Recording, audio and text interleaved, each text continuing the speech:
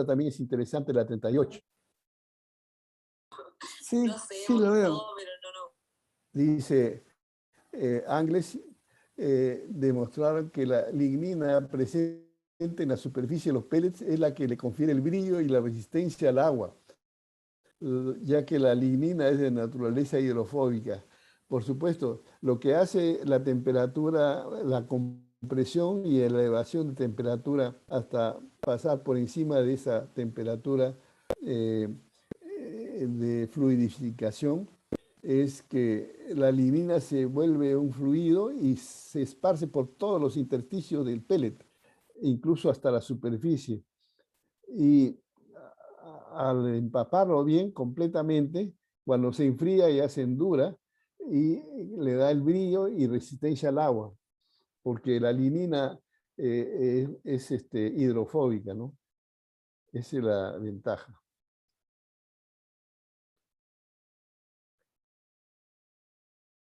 Después acá dice los procesos que hay que seguir para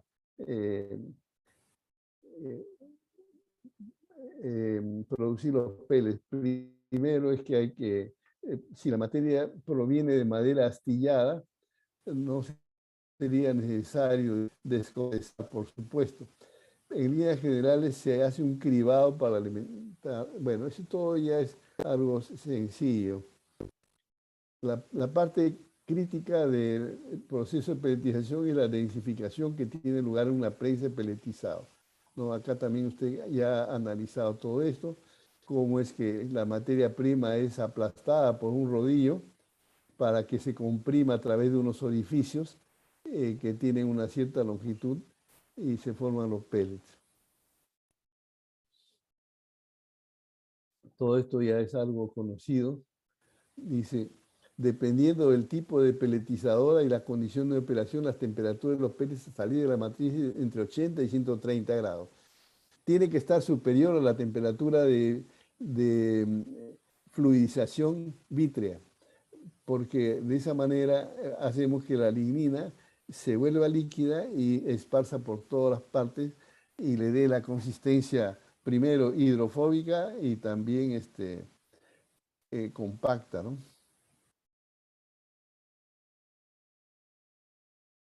Consumo energético del pelletizado. Aquí es una parte de su tesis que también tiene que hacerla. Sí. Al WhatsApp. Sí, profesor, esta es una parte muy importante. Sí, es importante porque si no le van a, estamos hablando de una tesis de energía. Entonces usted tiene que decir, yo voy a producir un combustible que es el pellet, pero ¿cuánto gasto en energía para producir ese pellet? Y aquí lo Esa, analiza. esa diferencia lo voy a... Es un dato, ¿no? Porque creo que había un dato que a veces cuesta más producir que fabricarlo. Claro, claro, exactamente. Usted tiene que demostrar de que no, que lo que se está gastando es una parte pequeña de la energía total que se consigue. Entonces hay que analizar, hay que evaluar el consumo energético en la etapa de secado, ¿no? Si es que hace un secado al aire, bueno, si no gasta nada de energía en el secado al aire, al sol, al aire, entonces pondrá un gasto de energía cero acá.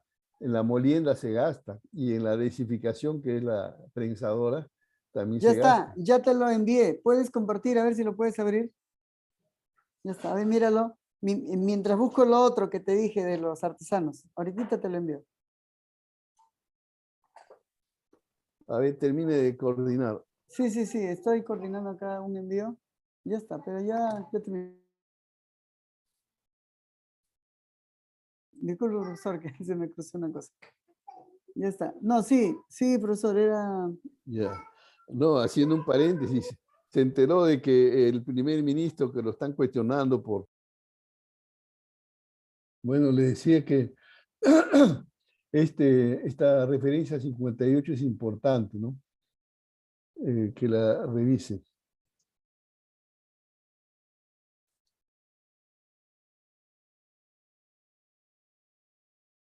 Aquí hablan de pelletizado de cultivos herbáceos, que no es lo que va a usar usted.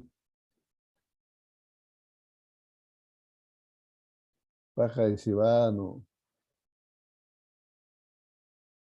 tampoco. Tamaño de partículas. ¿Con qué tamaño de partícula va a trabajar usted para meterlo dentro del peletizador? Es importante, ¿no?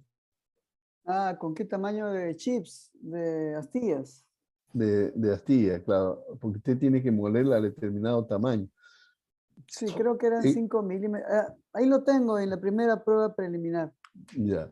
Ay, pero es un dato, sí, es una astilla de 1 pulgada. En el peletizado de biomasa actualmente se ha asumido que cuanto menor es el tamaño de partícula, mayor será la densidad y durabilidad del pellet. Pero mientras menor es el tamaño de partícula, está gastando más energía en la molienda. Sin embargo, este es clave, lo voy a iluminar también. Perdón.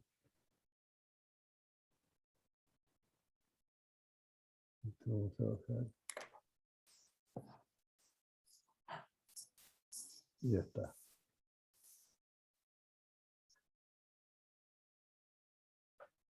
Y acá,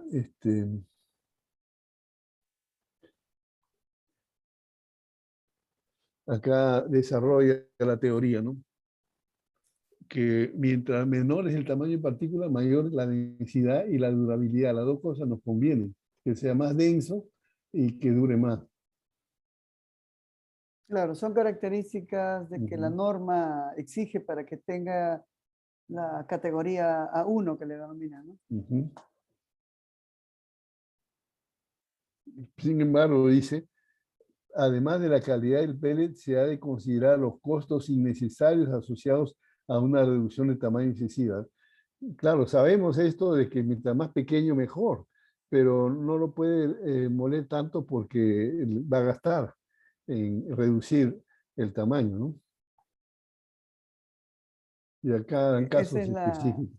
la eterna lucha entre el costo, el costo de energía de generarlo y la energía que nos es capaz de brindar, ¿no? Hay que tener Así es, un equilibrio rentable en todo caso, ¿no? No sé si es la palabra rentable, pero así es. Acá dan otros casos de molienda.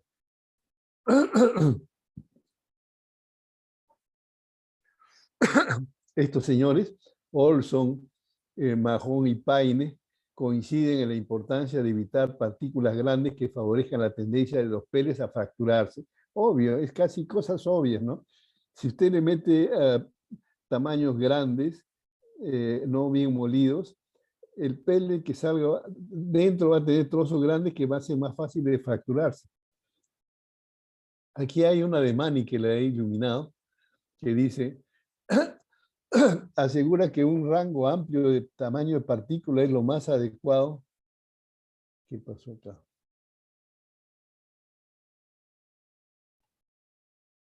Me ha salido algo que quiero, ya. Asegura que un rango amplio de tamaño de partícula es lo más adecuado para la compactación. Así las partículas más pequeñas o finos se reordenan llenando los espacios que queden entre las partículas más grandes, dando lugar a peles de mayor densidad y durabilidad. Debido a la estructura y composición de la biomasa, tras la molienda siempre se obtiene una distribución granulométrica compuesta por partículas de diferente tamaño. Claro, cuando hace una molienda, no todo sale perfecto al mismo tamaño. Hay algunos más pequeños, ¿no? Y lo que dice este Manny es de que si usted mete todo y no lo separa, todo lo que salió de la molienda, los finos y con los otros, es mejor porque esos finos van a rellenar los espacios entre las partículas de los grandes y van a dar mayor compactación. Bueno, todo es relativo, hay que hacer ensayos, ¿no? Aquí hacen estudios con paja de trigo, con chopo, que es un árbol. Dice, en todos los casos estudiados, un menor tamaño de partícula dio lugar a peles de mayor densidad y menor resistencia a la rotura. Eso es clave. Esto lo voy a iluminar.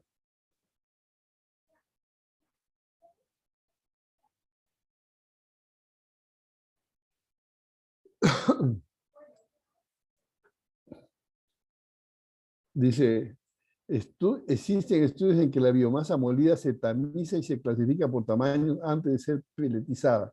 Esa es una opción. Usted usa una molienda, eh, lo puede clasificar para análisis nomás. ¿A clasificar las partículas? O para meter el peletizador, eh,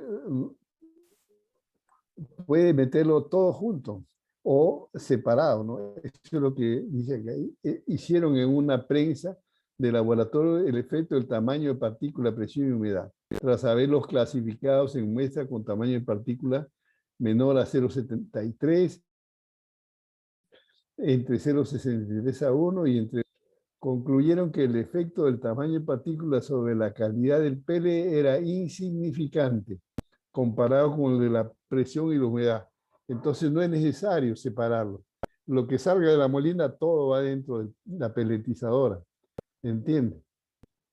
Eso es lo que ya se decía antes. Claro, porque las máquinas no, por más que tenga una medida de fábrica que te dice que la máquina produce, siempre se escapa, ¿no? No es uniforme. Acá hay un estudio que examina el efecto del tamaño de partículas sobre el peletizado de 9 especies distintas de biomasa. Pino, eucalipto, etc. Entonces, esto es importante que usted lo vea porque ha examinado eucalipto, ¿no? La número 75. Y es reciente, dice. Con todas las especies redujeron el tamaño de partícula en un molino de martillo con tamices de 2 a 4 milímetros de luz de malla. Con las dos especies de chopo, obtuvieron peles de mayor durabilidad con el material molido con tamiz de 2 milímetros. Mientras que para el resto de frondosas, en este caso, él hizo un estudio separando los tamaños, ¿no? De 2 milímetros, obtuvo mayor durabilidad.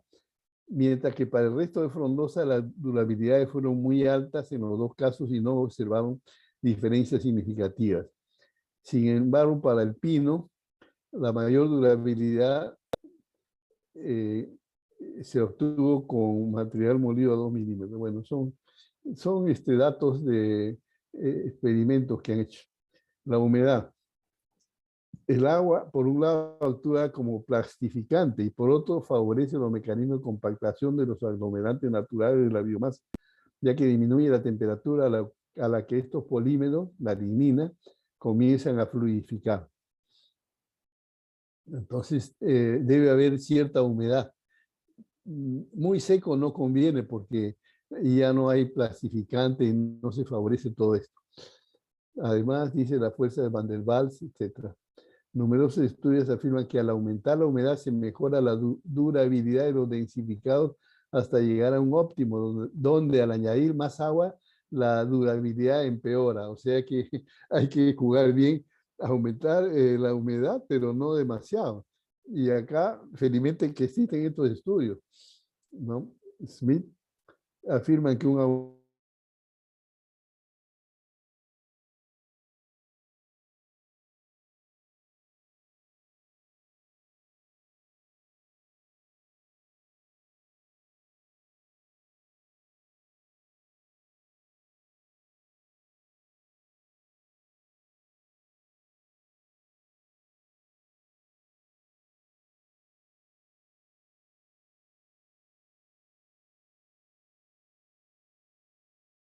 ratio de compresión entre 3, 3 y 4 fijan en 11% la humedad del serrín de pino para ser peletizado y humedades en el intervalo de 15 a 25% para mezcla de sarmiento y residuo de corcho. Muy amplio este rango, que de todas maneras si puede leer ahí, de repente aquí no han analizado el caso del eucalipto, ¿no? Pero ahí tendría yo que hacer esa búsqueda, ¿no? Para Claro. colocar. Por ahí había una que había estudiado eucalipto, pero no sé si para humedad. Creo que para humedad no hemos encontrado eso. García Maraver residuos de poda de olivo, no es eso lo que queremos. Constituyente de la biomasa. Ya, aquí está, bueno, da celulosa, lignina y extractiva. Ahí está el eucalipto. Que ya es un estándar, ¿no? Creo que está bien alto, Sí. ¿no? Su celulosa. O sea que sería bueno que lea esa referencia, la que da acá, la fuente es 85. La fuente 85 porque ahí habla la composición del eucalipto, ¿no? Pero usted tiene que sacar su propia, de repente un examen allá va a ser determinar celulosa, hemicelulosa, lignina y extractivos, para que usted pueda comparar con estas tablas, ¿no? Claro, de repente el eucalipto español tiene una ligera variante, ¿no? Claro. De repente, si la variante es mínima, puede estar dentro de las tolerancias, los datos que puede obtener de allá, ¿no? Puede ser. No, porque todas las pruebas tienen un más menos porcentaje de validez, ¿no? O sea, no es un número cerrado. Así es.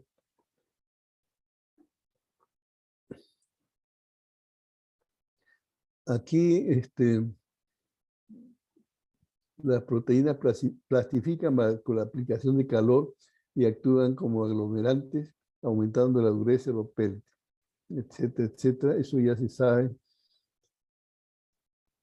Dice, esto se debe a que a las condiciones de temperatura y humedad del pelletizado ocurre la denaturalización de las proteínas que da lugar a la formación de enlaces y nuevas estructuras con otras proteínas disponibles, mejorando la compactación. Es un estudio teórico, pero interesante. Durante el pelletizado también ocurre la gelatinización del almidón presente en la biomasa. Mediante este proceso se forma una cola, pues el almidón cuando se calienta forma un engrudo, una cola muy dura. Mediante este proceso, por acción de la temperatura y la humedad de los gránulos del almidón, se hidratan hasta perder su estructura cristalina, formándose un gel que mejora la compactación, es obvio. Los lípidos durante el pelletizado actúan como, ya, todo eso son cosas que reafirman las propiedades del pellet por la presencia de estos Sí, almidones, como proteínas. le comentaba, el polvo o la harina de maíz lo usaban en Como las... un aditivo. Sí, con un aditivo para que sea más fluido, ¿Sí? más como que más grasositos eran, no sé, porque hicimos unas pruebas en el que se calentaba mucho, entonces le metieron un poco de maíz, de Ya, harina de maíz y fluyó, ¿no? y fluyó. Y sobre todo que compactó también bien, porque compacta bien Sí, sí, sí, efectivamente, efectivamente. cantidades. Dice, eh,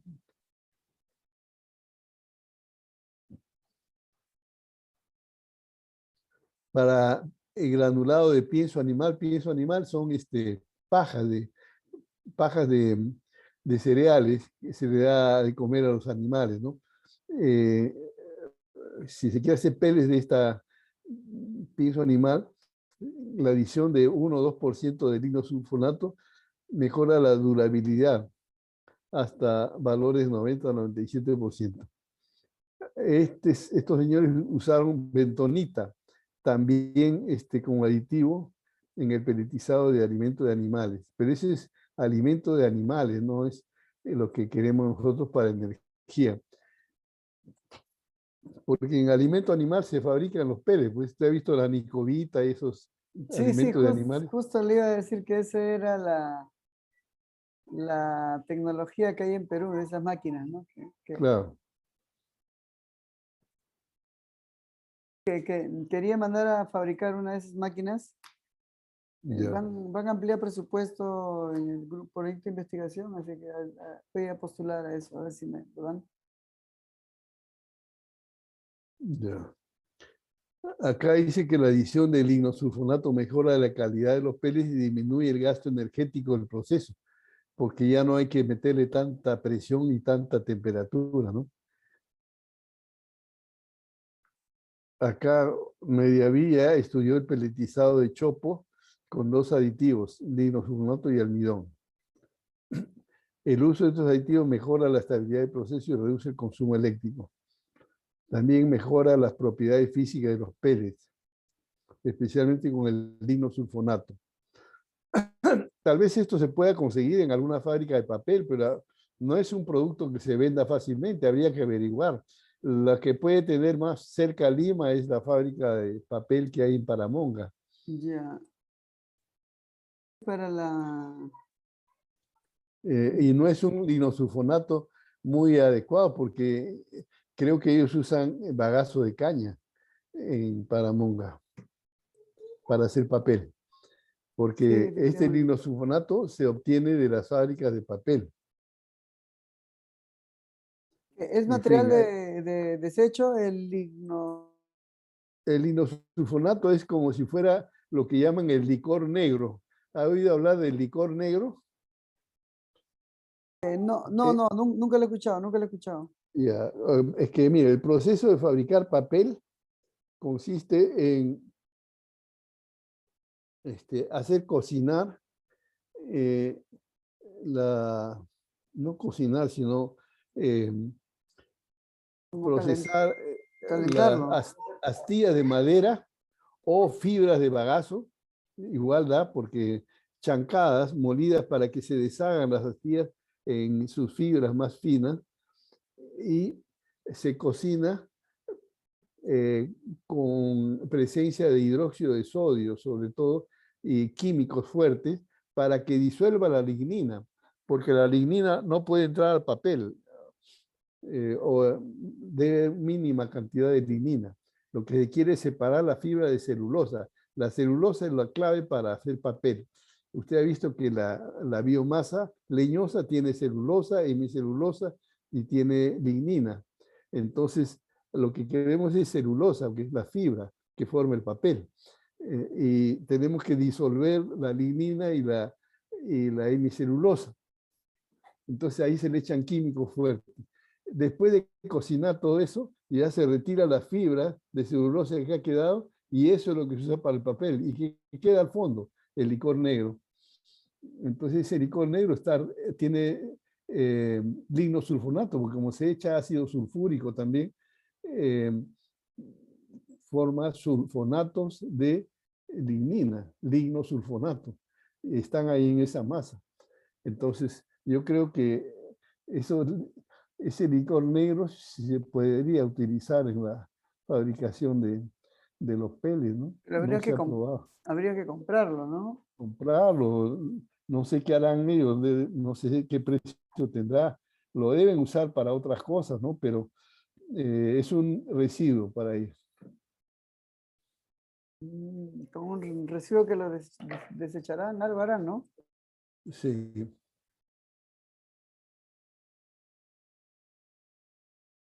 Dice, los aditivos mejoraron la tasa de producción con la cual redujeron los costos energéticos. Usted dice que allá cuando hizo el peletizado solamente utilizó harina de maíz como aditivo o no usó Sí, ningún sí, aditivo. sí, lo usamos para una prueba, para curar la máquina, porque la máquina que estábamos usando era una máquina de 2 caballos, algo pequeño, algo de uso casi semi-industrial, casi doméstico, diría yo. Y eh, hicimos una prueba, salió muy bien, inclusive cambió de color la biomasa, el pellets, pero al final con esperanza decidimos, dado que en Perú no existe ese aditivo, y como pensábamos colocar el aditivo siempre con miras a que se use la biomasa de Ayacucho con la menor cantidad de aditivos o sin aditivos para que sea rentable y factible hacerlo, ¿no? Claro, Eso fue lo que se pero pensó. sin aditivos hay peligro que le va a consumir mucha energía en el peletizador. Sí, por eso nosotros jugamos con la humedad. Llegamos que, ahí También, tengo en los datos el 11.3. Con la humedad y el tamaño de partículas. claro, Y está bueno, bien. lo que entendía Juanjo era que tenía que hacer más pruebas para ver eso que él decía, ¿no? Llegar a las A condiciones tener, adecuadas de claro, peletización, ¿no? buena humedad, el 10-15% del pellet, ¿no? Entonces, esa humedad del pellet es lo primero que se elimina, porque la temperatura, eh, digamos que si mete un pellet a temperatura ambiente y adentro se va calentando, lo primero que se va a ir es la humedad, ¿no? Se va encima de 100 grados, 120, 130 y ya se va la humedad. Claro, Dice, porque una de las razones también decía que cuando es muy húmedo, el poder calorífico se pierde más en sacarle la humedad claro, al ya material. para efectos de la quema del combustible, ¿no? Se, se va a gastar energía en secar. Después de volatilizar, esos son los productos volátiles, como monóxido, dióxido de carbono, hidrógeno, metano, vapor de agua, ácido cianhídrico, etc. Y otra mezcla de ácidos alifáticos, carbonilo, etc., ¿no? Procedente de los polímeros de celulosa, hemicelulosa y lignina de la biomasa. Esta liberación de biovolátiles está mayormente controlada por fenómenos de transferencia de calor y se completa a temperaturas relativamente bajas, en torno a 500. La celulosa y las hemicelulosas se descomponen a menor temperatura y la oxidación ya es donde se forma los volátiles liberados a través de los poros, reaccionan con el oxígeno y la combustión del residuo carbonoso es lo último, ¿no? Hay el carbono fijo que no se ha volatilizado, lo último que queda es que se oxide y se queme, ¿no?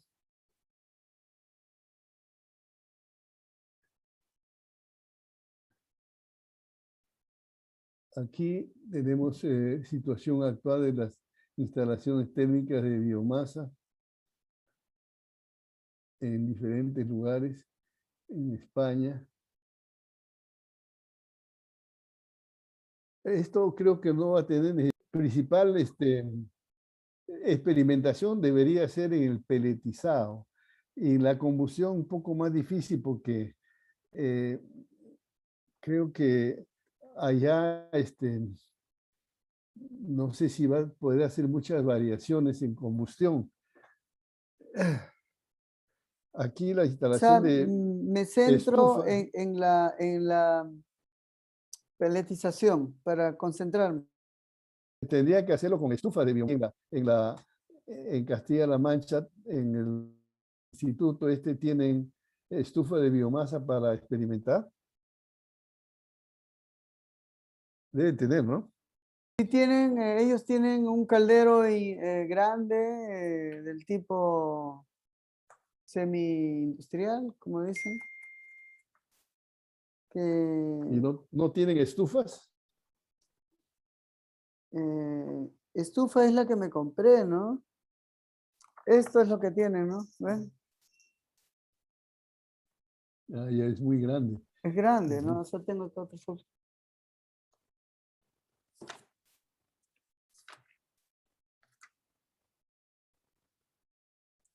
Sí, Este es, porque creo que ahí necesitaría mucha materia prima para producir suficiente pele para usar un caldero de ese tamaño. Imposible. No, no creo que se pueda hacer. claro, o sea, lo que hay es un caldero de este tipo. Bueno, es el dibujito, ¿no? Pero es Sí, algo, no sé si lo ve. no, apenas lo puedo ver. A ver, Sí, pero más adelante lo vamos a ver. Este es el mismo libro que usted tiene. ya, Son equipos muy robustos, no son de los que, como los chiquititos que yo he comprado. ¿Se acuerda del chiquitín? Es una Sí, cocina para de una hornilla o de dos hornillas, no es de ese tipo. Y lo que he ya, visto que allá en las máquinas de peletizado o las cocinas más son como, ay, ¿cómo lo llamaría? Para uso mm, térmico, ¿no? Para que dé calor, para calentar agua o como tipo radiador, ¿no? Una cosa así. Pero ya, eh, eh, no es que es una cocina que a servir alimentos, no. ya. Eh, Y yo creo que nos vamos a quedar acá nomás y después seguimos otro día, ¿me parece? Perfecto, profe. Usted me dice, yo voy a hacer énfasis en esto que ahora voy a Sí, repasar y para que, revise la parte de combustión, que hasta el final, que aquí quedan 18 páginas más, después de la 84 hasta la 102 es este capítulo, después viene la referencia, pero todo se relaciona a combustión, ¿no? Aquí ya, hay normativa de combustión de biomasa a baja potencia, es importante la normativa, límites de emisión, las que se apliquen más a lo que hemos visto. Y para la próxima reunión podemos ver ya el siguiente capítulo, que es, ya, perfecto. Usted me dice el día, sí, sábado podría ser, no sé. el capítulo 3. Para examinar primero, yo voy a leerlo y voy a hacer los resaltados Ay, de qué es usted lo me que ha dice qué hecho día en puede. experimentación, ¿no? Ya esto sería el último que vamos a ver, porque aquí está ya el detalle de la parte experimental. Hoy estamos a jueves, ¿no? Jueves, sí. Entonces ya tenía que ser la próxima semana, me parece. Yo el miércoles tengo reunión en la mañana, Ya, puede ser el profesor. martes, Sí, perfecto. el lunes o martes de la próxima semana. Próxima semana. Ya, la hora, ¿podría ser el martes o jueves, profesor? Ya, el jueves, puede ser martes o jueves, cualquiera de los 2 días. Sí, o podría ser el día lunes, pero a las 11 de la mañana, o mucho. El lunes a las 11, O el martes a cualquier hora que esté. Lo que pasa es que el día lunes, miércoles y viernes cuido examen de admisión de la uni desde las 6:30 de la mañana hasta las 10:20 de la mañana. ya, mejor el martes a las 9. Perfecto, martes a la noche, entonces yo la apunto. Ya, yo Martes, lo voy a anotar en mi. martes. Ok, quedamos así entonces, martes a las 9. 9 AM. Ya, profesor. Profesor, una consulta. Ahí voy a parar la grabación.